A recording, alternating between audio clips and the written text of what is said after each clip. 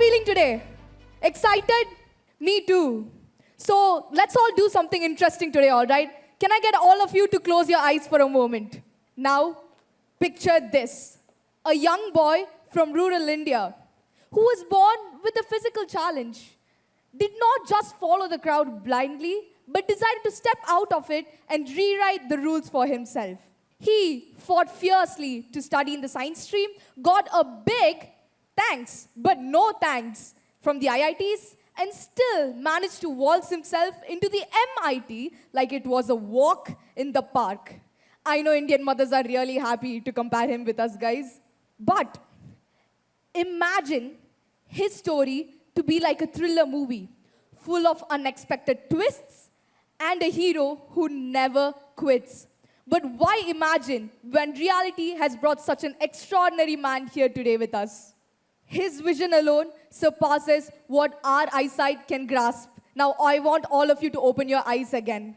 We have this honorable person here with us, and I want everyone to give a huge round of applause as we welcome Mr. Srikanth Bolla.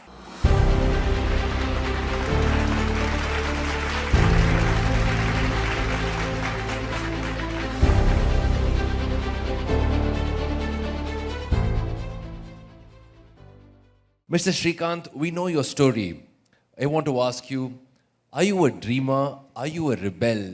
Who are you? You tried to change the Indian education system. You tried to defy what's possible and what's not. Who is Mr. Srikanth? I think just before I do that, I think good afternoon, good evening to the dignitaries over here, especially SSVM management for putting up such an outstanding, glorious, historic institution in the last 27 years. And making students fly like missiles is no simple task. I think it's something that no one can dream of. And being my first school visit in few years, I think I was just actually asking my moderator, how would I do justice? Because we speak big language. And he was just telling me, you be yourself, students will upskill themselves and step up. But after hearing to all of you the ideas, the initiatives, and the innovation that is being sparked from all of you, I think I look too small in front of you now. And the questions that they were throwing to Mrs. Kaveri were wonderful. I mean, people are talking about sustainability, you're talking about recycling, we are talking about the effluent treatment, which we speak now. When I was in your age, all that I knew was to wait, when would I be served two idli and a sambar instead of a bad upma that I have eaten for 10 years or more. Or when would I get a piece of chicken on my plate instead of a regular brinjal curry that I have ate for like 10 years. This is the exposure that we had. In a way, blessed or unfortunate to not have exposure. But that allowed me to create life at my own terms.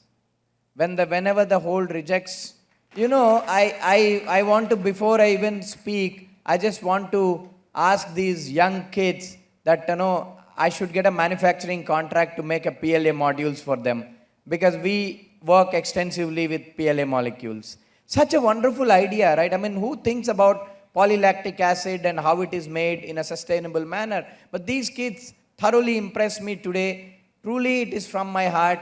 This is the best event and this is the best pitch that I have ever heard, even though I have attended the biggest incubation systems and the biggest accelerator pitches.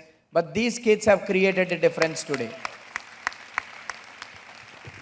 And I'm pretty sure, as our host said, they will be running the best company of India because they have already defined themselves as the CEOs and CTOs and CFOs, which is unique in its own way. I think congratulations again. And I do congratulate all the ideas who have come onto the stage today. Today you have not won the prize because you're going to win the better diamond prize tomorrow. I think that's the way I built my life. Every day I embrace failures. Today what I am today because I need a no from you anytime. Whenever someone says no, I will not see it as a no. Instead, I will see it as an opportunity to turn to yes. I think I am rebel as well as dreamer both because for any leader to dream, it needs guts. It needs that rebellion nature. It needs that overconfidence. It needs that self-confidence and the resilience that you have to fight through for your rest of your life for dreaming what you're dreaming today. Because dreams are never practical, my dear students or friends. In fact, I cannot call you students because you're dynamic heroes. I'm a too small guy in front of you, so I will define you as heroes. Because this is the word that I constantly hear nowadays. Everybody will come and ask me, Srikanth, I know you have lived a long, hard life, but now you became a hero to everyone, and how does it feel like? And I keep telling people, look, I never became a hero now. I was a born hero. Dreams are never practical, and dreams are not those you see in the sleep, envisioning for a best heroine that you like or someone. But dream is something that doesn't even let you sleep until the work at hand is completed. That's how my DNA is made up. When the whole world said Srikanth will be of no use to the community and everything, my parents taught me, and they decided that even though he told me, Srikanth is going to be a hero for all of you. And therefore, we are going to accept him and bring him up against all odds. And this is my first inspiration in life from my own parents, that compassion is actually makes what a person is. I never hesitate to fight the barriers because I love to embrace failures. Until I face a challenge, I don't feel satisfied. Because for me, challenges never exist. Only that exists is a potential solution. Lovely. Already feeling very, very inspired. We're seeing a vision that you are seeing. Thank you for giving us this vision so far, Mr. Srikanth. Mr. Srikanth, this I saw for just 5 minutes. Every day you must be having challenges, or you must be having a different routine in your daily day-to-day habits, answering calls, sending messages, or walking up to your place, getting ready. You also told me you trim by yourself. I wish I get trained to haircut myself, then I don't have to wait till it goes Say, too long. if you do everything, how will you generate other jobs, sir? Okay, Mr. Srikanth, tell me the challenges that you face on a day-to-day and how you've adapted to your lifestyle. See, I think you have answered your question, right? All that I see is what you don't see, because I am blind. See, if I can see like you, what would I see it? You can see me and you can see the screen behind, but can you see what is behind this auditorium? That's what I see through my vision. Because people often ask me, are you visually impaired? I keep telling them, boss, I'm not visually impaired, but I'm only a visually challenged, because I'm only challenged with the sight, but not with the mind. Sight is only for the body and for the eyes, but vision is for the mind. And there are two distinct things. A man without sight can conquer the mountains or can conquer the world with the power of the vision that is live in all of us, but without vision, we become vegetables. Therefore, there is no difference between both of us. That's why I famously say, in this world, 98% of the people cannot see, but only 2% of them are blind. And we are all faced with this adversity of birth, something called fear that our hosts were talking about. In front of fear, all of us are disabled or challenged, because we can only become challenged when we conquer this fear. Just because I don't see fear, I don't see any challenges, therefore I just walk right into it and then face them with grit and determination that I carry every day. I become better and better only when I face failure. Just like, you're all talking about business models, working with a lot of chemistry molecules. Even I design a lot of synthetic and biodegradable and eco-friendly molecules in the place of synthetic surfactants and synthetic surfactants for all your body care and cosmetic products. And you believe me, I have to work on every molecule hundreds of times until we get it right.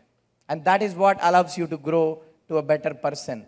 It was challenging to say the least. Even when I had to go to school far away from my village, I had to take a 5-kilometer trek every day, because I, as rural Indian, do not have 1 rupee of discretionary income in my pocket. So I walked to school every day, crossing all the struggles. And let me assure you, all my senses were keenly developed, simply surviving walking on the village roads without the privilege of eyesight for 2 years. The other thing that probably shaped me more than anything else is what happened every day when I get to school. No one would want to talk to me, or nobody would care my presence as I was blind. So I sat in the last bench, wallowing in my loneliness. But now you are big people, and I can tell you, now that I think, maybe Lord Gautam Buddha would have had similar experience when he sat in Lumbini before he got enlightened. But as a 6-year-old, I wouldn't know about anything, right? Perhaps you might know, but I didn't know about it. I wanted to be like a regular kid and want to play with everybody and have great time. But that was not happening. That was the first time I felt I am the poorest child in this world, not because my parents could not afford lunch for me, but because I was made poor by the loneliness that surrounded me, by the way of stigma and the perceptions of the people. That's when, that's when I decided that tomorrow I'm going to pledge to myself and fight against this loneliness and make sure no one feels lonely and sad like me, create happy and rich communities, diverse and inclusive communities, so that everybody will be very, very happy and be empowered and empathize. And that's the journey that I'm living every day now, which I manifested when I was 4, I think, 4 or 5. This is why I tell you, manifestation in life can lead you to achieve anything in life. And it has happened to me in every occasion. You know, a 4 or 5-year-old kid manifesting that he wants to create inclusive communities. That's a big thought back then, but now it became a reality. But of course, when my father finally decided joined me in a special school in Hyderabad, I made so much of fun and naughty things. I even cheated my teachers to make sure my students around me are happy. Because I was the only one who used to read and write good braille in the class. So my teachers had no option but to rely on me to correct examination papers. Because we all would write exams in braille. So I used to tell them, no problem, bhai, tum log jo karna kar lo, do whatever best you can, but at least fill the papers so that I can read the right answer even though it doesn't exist there. And when the objective type questions used to come, I would train my classmates ki, okay, if I say, teacher, I want to go to toilet, the answer is B, or if I bang a bench, the answer will be C. I mean, these are so many fun things that I have done as a child because I really want to see a smile on the face of people around me. I think that is what made me what I am today. I know these were wrong things. I don't tell you to emulate my story as an example. Don't do all these things. But I am telling you, you do what is right to make people happy. But for me, those days, it looked right. You know, at Hyderabad, I was access to top-class library, peer group, excellent teachers, and a peer group that I felt, wow, that was the first time my liberation began. And that was the first time I decided, if I'm going to work hard, I might as well aim as high as possible. You know, this is not to say that the transition for an 8-year-old kid away from his parents for the first time was not challenging. Of course it was, but the stakes were higher. Think about it. A person breaking stones in a quarry or working on the road is working much harder than any of us in this auditorium, but her productivity is not enough to build something meaningful or let alone push herself out of poverty. And this is why I tell you, my dear friends, before I close, that exposure at the right age to right things is the most important thing. But what you do with that exposure purely depends on your talent and hard work. But without right exposure, all your talent and hard work won't take you beyond breaking stones. And this implies to this auditorium, this group of people, because you are blessed to have this dynamic exposure and right exposure. That's why whenever someone says no to you, what do? You climb over their head to proceed to the next level. This is the secret in life. I tell you, if your response to challenges is to say, bring it on, I am pretty sure the whole world will conspire to help you succeed. If you say, I have a dare to dream big, work hard, and the whole universe is behind you to make you wonderful, glorious leaders. I face so much of hardship in my life that it has become an addiction for me. But for tomorrow, I am going to see that Coimbatore is having this flu of facing hardships and conquering the world, not the next pandemic flu. And Coimbatore, especially for me, is an emotional connect because this is the place from platforms like this. I and my own role model, Dr. Kalam, had addressed 800,000 students in 2000 and I think somewhere between 2012 and 14, where he truly called me, Srikanth, you are a hero.